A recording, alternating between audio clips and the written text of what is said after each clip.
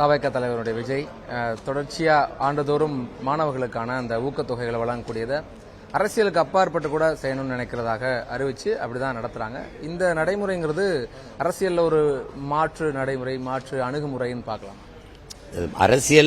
அரசியல் லாபம் அதெல்லாம் நீங்க வச்சுக்கணும். மாற்று வருதா வரலையான்னு அந்த செயல் வரவேற்கத்தக்கது. படிக்கிற பிள்ளைகளை ஊக்கப்படுத்துறது வரவேற்கத்தக்கது. இப்ப தம்பி வெற்றி பெற்ற மாணவர்களை பாராட்டார். இப்ப நாங்கன்னா தோல்வியுற்ற மாணவர்களையும் பாராட்டு. இப்ப முதல்ல வரவர்களுக்கு தட்டி கொடுக்க நாட்டில் நிறைய பேர் இருக்கான், கைதட்ட. மூன்றாவதா வர முதுகுல தட்டி கொடுக்க ஆள் கிடையாது. விளங்குது அவங்களுக்கு. மூன்றாவதா வந்தவன் முதலாவதா வர முடியாதுன்னு ஒன்றும் விதி கிடையாது.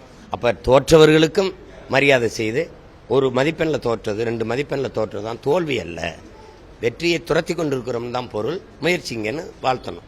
இப்போ நான் அண்ணன் இப்படி முடிவெடுப்பேன், தம்பி அப்படி முடிவெடுக்கிறார். ஆனால் எப்படி பார்த்தாலும் அந்த செயல் வரவேற்கத்தக்கது, பாராட்டத்தக்கது. அதை போய் கருத்து சொல்லிக்கிட்டு அவர் அரசியலுக்காக வாக்குக்காக செய்ய, நீ ஏன் அதை கூட செய்யல?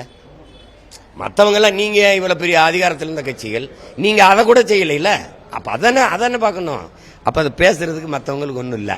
நான் இதுல உளமாற என் தம்பியை பாராட்டுறேன், வாழ்த்துறேன். ஜாதிக்கு தூரமா இருங்க, ஜாதிங்கிறத தள்ளியே வைங்க. ஏன்னா தீண்டாமைக்கு எதிராக, விடுதலைக்கு எதிராக பேசிய பெரியாருக்கே ஜாதி சாயம் பூசுறாங்க அப்படின்ற ஒரு கருத்தை சொல்றாங்க. இல்ல, பெரியாருக்கே அப்படிங்கறதுல நான் ஏற்கல. பெரியாருக்கே இல்ல, பெரியாருடைய சாதி உணர்வு, சாதிய வெறியெல்லாம் நாங்க சொன்னா நீங்க பதில் சொல்லுவீல்ல? யாரு அது? நான் சாதி சாயம் பூசல, அவரே பூஜிக்கிட்டு வரதானே. இப்ப நான் தான் முகமது அலி ஜின்னாவுக்கு எழுதின கடிதத்தை அனுப்புறவான்னு கேட்டேன், நீங்க ஒன்றும் சொல்லையே. ஆந்திராவில் ராமசாமி நாயக்கர் தானே படம் வெளியாச்சு, அதை யார் வெளியிட்டது? தயாரிச்சது யார்? இவங்க தானே. அதையும் அப்படி அனுமதிச்சிங்க சொல்லுங்க. அப்ப அதை போய் பேசிட்டு கொண்டில்ல. தம்பி நினைக்கிறாரு அவர் தான் சாதியை ஒழிச்சார் அப்படின்னு. எங்க முன்னோர்களை சாதியை வளர்த்தது யாரு? சாதி இரண்டொழிய வேறில்லைன்னு பாடினது யாரு? பிறப்பு ஒக்கும் எல்லா உயிருக்கும் பாடினது யாரு? பறச்சியாவது ஏதடா, பணத்தியாவது ஏதடா, இறைச்சிதோல் எலும்புல இலக்கமிட்டு இருக்குதோன்னு பாடின சிவாக்கியார் யாரு? எத்தனை தடவை சொல்லணும்? சாதிகள் இல்லையடி பாப்பா குல தாழ்ச்சி உயர்ச்சி சொல்லணும் பாருன்னு பெரியார் பண்ணாரா? 1921 எங்க பாட்டன் பாரதி இறந்து போறான். 36 தான் அவர் பேசவே ஆரம்பிக்கிறாப்ல. அதுக்கு முன்னாடி அவன் பாடாத சாதி ஒழிப்பா சொல்லுங்க. வேதியர் ஆயினும் ஒன்றே, வேறு குலத்தவர் ஆயினும் ஒன்றேன்னு பாடினவன் அவன். சொல்லுங்க, அதை சொல்லுங்க. கனகலிங்கம்னு ஒருத்தனை கூப்பிட்டு பூநூலை போட்டு நீ பறையன்லடா ஐயன்னு சொன்ன உலகத்துல சாதி மாத்தின ஒரே மகன் எங்க பாட்டன் பாரதி. அப்படி ஏதாவது செய்தி இருக்க?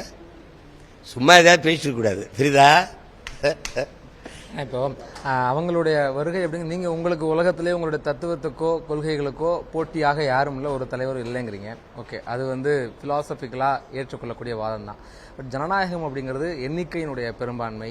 அங்க இருக்கக்கூடிய இப்படித்தான் ஐயா டிடிவி வரும்போது சொன்னாங்க, இப்படித்தான் அண்ணன் கமலஹாசன் வரும்போது சொன்னாங்க. நாங்கள் அம்மையார் ஜெயலலிதா, ஐயா கருணாநிதி அவர்கள் ஆளுமையோடு இருக்கும்போது இனத்தின் பிணத்து குவியலுக்கு இடையில பிறந்த பிள்ளைகள். அப்போ ஐயா விஜயகாந்த் வரும்போது அப்படித்தான். இன்னைக்கு நாங்கள் எங்கே இருக்கோம், மற்ற கட்சிகள் எங்கே இருக்குன்னு நீங்கள் யோசிச்சு பார்த்துக்கணும். அது கிடையாது. தோல்வியை கண்டு துவண்டு போகிற பிள்ளைகள் நாம் தமிழர் கட்சி பிள்ளைகள் அல்ல. 35 ஆண்டுகளாக என் தலைவன் போராடினா, உலக நாடுகளெல்லாம் எதிர்த்து உலக போர் புரிந்த தலைவனின் பிள்ளைகள் நாங்கள்.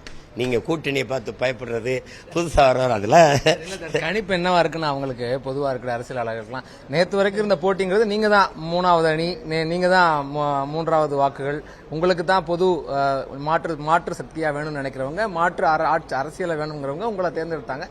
இப்போ அந்த மாற்று அரசியலை தேர்ந்தெடுக்க இன்னொரு ஆப்ஷன் வந்திருக்கு. ஒரு செல்லமா நான் வரவேற்கிறேன். அந்த போட்டியை நாங்க ஆரோக்கியமா எதிர்கொள்ள தயாரா இருக்கிறோம். அதை போய் பேசிட்டு வேண்டியதில்லை.